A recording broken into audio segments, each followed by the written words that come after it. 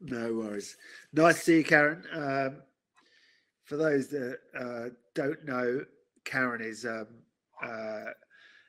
has many roles, and Steve said a GroupM CEO is a role that she added to her portfolio last year, about a year ago, just over a year ago, I think it was, wasn't it? And, it was indeed, yeah. But for just over 3 years, Karen has also been country manager of WPP. I think Dominic Mills said, the ultimate cat herding role. So yeah. If anyone was to be the sheriff of that particular town, then I think Karen was the perfect person. So, and it was a role created. I think you're the first person to do that role in the UK, weren't you? That is correct. The country manager model did exist, but the first time to have had a country manager in one of the top 3 markets for WPP, and I have to say it is so much better than herding cats. It's a brilliant role because I get to connect and see the brilliant talent that's available at WPP.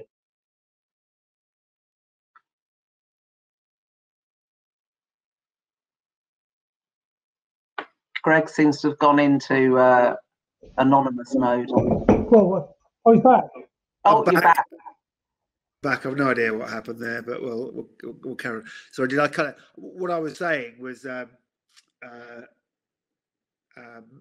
you did about November last year. There was an announcement from WPP about working in a different way, and different system, more streamlined for advertisers. Obviously, we're talking primarily to an advertiser audience today.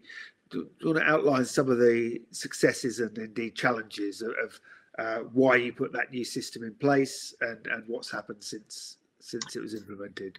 So look, I think the core thing that we are always focused on is how do we help our clients grow, and obviously the client journey through WPP. And one of the core parts of my role is to make sure that clients have access to some of the specialist talent available at WPP. And look, we had an amazing organization which is made up from a number of different operating brands, but the plumbing between those different operating brands didn't always exist.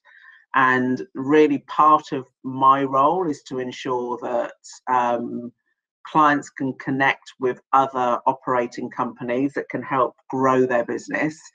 But also when it comes to tech and data, we created our WPP Open platform, which allows any of our brands, operating brands within WPP, to see the best of what's available, which we can make use for our clients. So I talk a lot in the language of Marvel because I've got an 11-year-old boy, and so I know a lot about Marvel and especially the Avengers. And I talk a lot about how WPP is the Avengers Assemble. So you've got superheroes, genuine superheroes in terms of individuals, but also operating brands.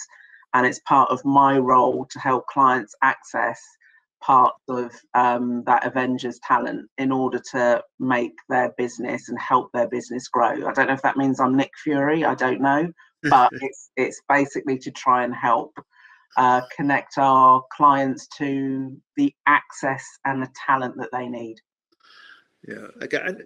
And you and I are both old media hands. We both came from that media agency world. In fact, we shared. And GroupM, again, was a competitor of mine for many years, and I thought it was a brilliant competitor, and did actually, certainly in the UK, transform the market and actually become a real market leader. Now, arguably, again, I was just looking at the Nielsen tables last week again. So brands that we would have grown up with, like JWT, has obviously gone into Wunderman Thompson, Y&R into VML Y&R, O&M still standing alone as but the success that the media agencies have had, has that overshadowed the creative agencies? Has that changed the dynamic of the fact that there's a media person in charge of WPP? I mean, how does that change the dynamic of the group?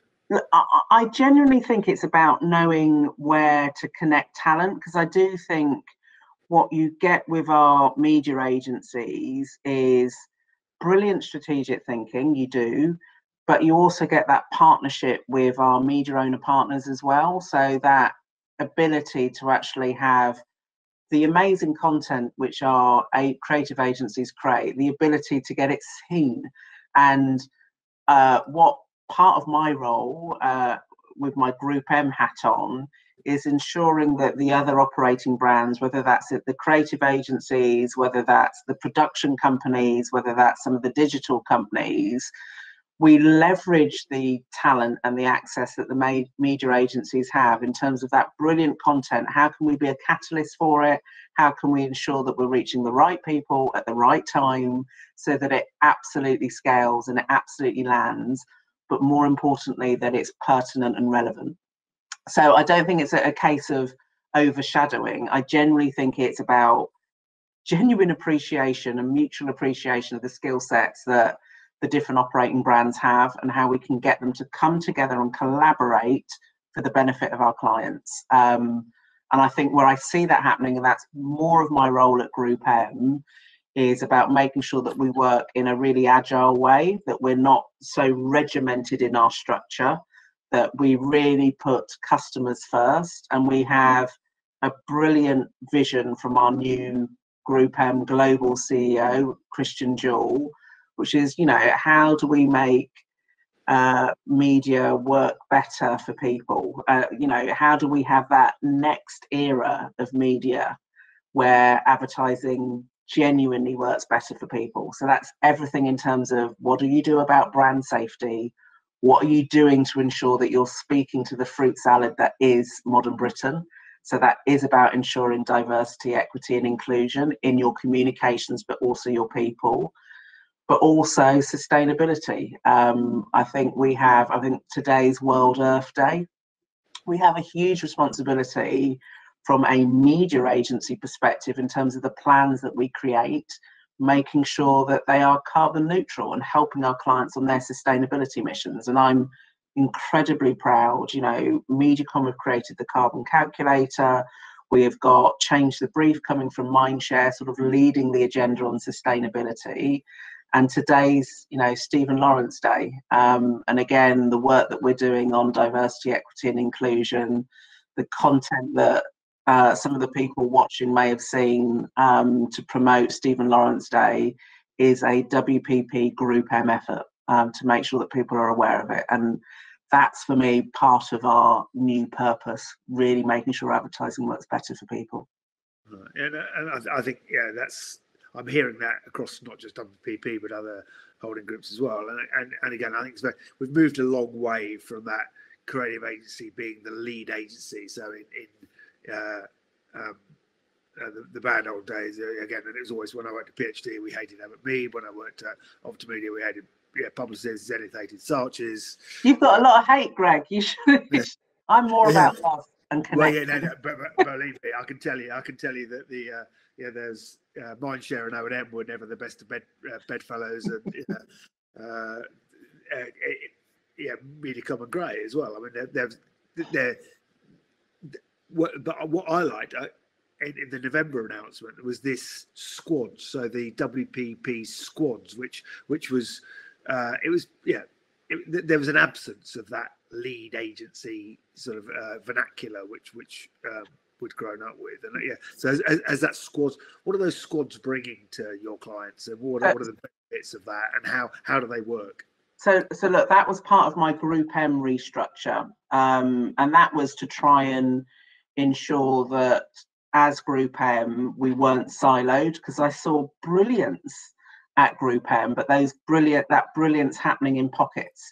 So the whole idea of the squad structure is really to make sure that people are more connected, that we're more agile, that we're able to respond quickly. And look, for the last 12 months, with what we've all been through in terms of COVID, in terms of the response to all the atrocities in the US, being able to respond quickly was absolutely essential. So, and making sure that at GroupM we are really customer focused was essential as well. So, customer engagement and growth is one squad. transformation and integration, how we work and where we work. So with my WPP hat on, I'm sort of responsible for our campus strategy and our looking at our campuses, which is our integration within a building of different organisations and different operating brands, and making sure that GroupM is part of those campuses and our different agencies. Absolutely, you've got to have our people team and finance at the heart of everything that we do, but also products and services. So we have some brilliant products at GroupM. What's the next product that we need to develop for our client? What are the services we should be developing for our clients based out of their need? And it's our clients' needs first, rather than just because we can doesn't mean we should. Yeah. Okay. So yeah, that we talk about those. I mean, they were in fashion a decade or so ago. Those holding company pitches, and there was lots of team publicists, Samsung is one I remember, which was a big holding company pitch, which then fell apart. I mean, how's that changing now, and what's the benefit of that WPP-ness that's coming to? What is that? Have you got examples of where you've pitched as WPP and brought in a squad of not just the creative agency and the media agency, because obviously you are a proper, fully fledged marketing services group. In some of perhaps the other companies which people are less well known or clients would naturally have gone to. Look, I think you just had Gail on in the previous session, and they had a media pitch for L'Oreal, which we absolutely had Essence as the agency pitching for a media brief. But what we did as part of that pitch is actually bring in the best of WPP. So although we will always still have an ad agency brief or a media agency brief, but what I talk about a lot is OpCo Plus. So yes, there's the OpCo that's pitching, but who are you going to add to that squad and that team that can help grow the client? So Essence and the L'Oreal pitch was an example where L'Oreal were really clear on their ambition. And we brought in parts of Wonderman Thompson as part of that squad to help with some of their desire around commerce and some of their ambition around commerce. So it is bringing in other parts of the organisation where we can see it will deliver on the brief. When it's a full, integrated pitch, I think the most recent one obviously was Walgreens Boots Alliance, which we retained in the pitch process. And again, you had a brilliant pairing of VML Y&R with parts of Ogilvy, with parts of Mediacom, again, looking at where we can have access to that talent, but it's talent that has their individual operating brand rather than it being a blended soup of different companies. It is more about being a fruit salad rather than a soup which all is under one roof, because I believe in the strength of brands. I genuinely do. And I think that's really important for clients as well. So you've used fruit salad. That always reminds me of the sweet you used to get along with licorice. Pick and mix. You're showing your age now.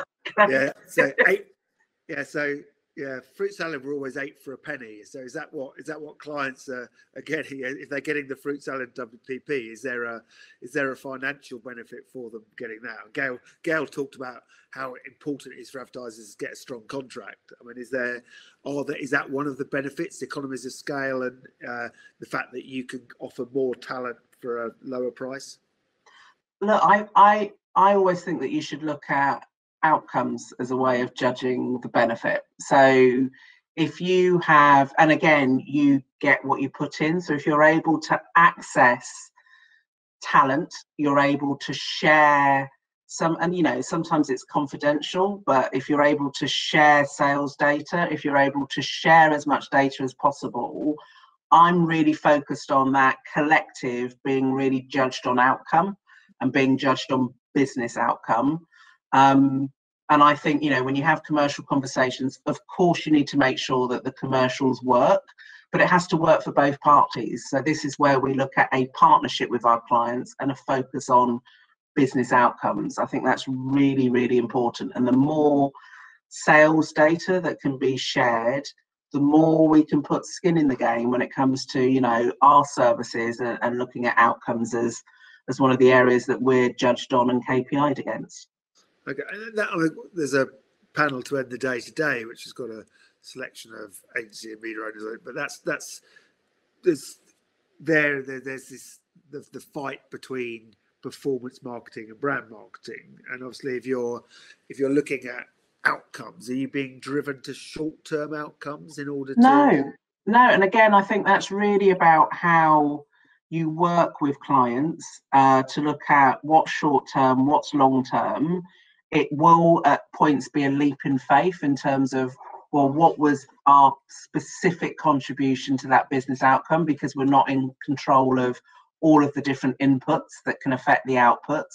But again, that's about how you develop things as a partner to a client. So I do think there are, Ogilvy have a brilliant term talking about now, near and next, and focusing outcomes in those sort of areas in terms of now, near and next, I think is really important. And it should be a range of things as well. Over the last year, because of everything that's happened in the last year, one of the things I do with my WPP hat on is run a client council. And one of the core areas that all of the clients on that client council have been focused on is help us with our diversity, equity and inclusion metrics, help us make sure that we're communicating to the right people across the UK to help grow our products. So, I talk a lot about how diversity isn't a problem, it's actually a solution for growth. And that is one of the core things as well. I'm not in control or have all of the inputs for the outputs for some of our clients' success, but I know what we can help affect. I know where we can work closely, and the more access that we have to data, the more I can help influence, the more that I'll be part of that team, an extension of the team. Okay, great. We're almost out of time again, and again, as happens, I've probably got two questions and time for one. And again, it's that technology. Mark Reed's talked about a lot how you're going to use technologies to help clients. You are obviously a champion of nurturing diverse talent. How do you bring those two things together? I guess agencies always talk about people, but they're increasingly talking about technology. How do you try and bring those things to balance those two potentially warring things? Yeah, and that's where I genuinely don't see it warring at all, because if you don't have diverse talent contributing to building, creating the technology, you're going to build bias. So I do not see the two as conflicting at all. I absolutely think it's essential. So the more diverse talent that we have, who are in charge of, responsible for creating the technology that we use to create the data that we all work with, the better. Because I genuinely think unless we have diverse talent inputting, then we're going to have problems ahead, and we're going to have the wrong technology built, we're going to have the wrong solutions built, and we're going to have the wrong data coming out of it, which is biased. So the two are not mutually exclusive at all. It has to be done right at the outset when you're developing the technology. Yeah. Absolutely, it does. Yeah. Okay, well, amen to that. We are out of time. Here comes the voice of Doom himself. Karen, that has been a wonderful whistle-stop tour through your many roles at WPP. So thank you very much. My absolute pleasure. Brilliant chatting to you. And I hope everyone has a brilliant rest of the afternoon. Okay, thanks a lot. Thank you.